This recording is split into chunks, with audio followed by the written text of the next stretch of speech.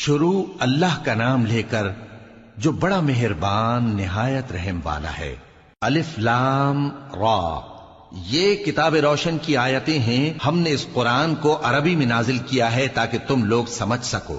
اے پیغمبر، ہم اس قرآن کے ذریعے سے جو ہم نے تمہاری طرف بھیجا ہے تمہیں ایک نہایت اچھا قصہ سناتے ہیں، اور تم اس سے پہلے بے خبر تھے۔ جب یوسف نے اپنے والد سے کہا کہ ابا، میں نے خواب میں 11 ستاروں اور سورج اور چاند کو دیکھا ہے، دیکھتا کیا ہوں کہ وہ مجھے سجدہ کر رہی ہیں۔ انہوں نے کہا کہ بیٹا، اپنے خواب کا ذکر اپنے بھائیوں سے نہ کرنا، نہیں تو وہ تمہارے حق میں کوئی چال چلیں گے۔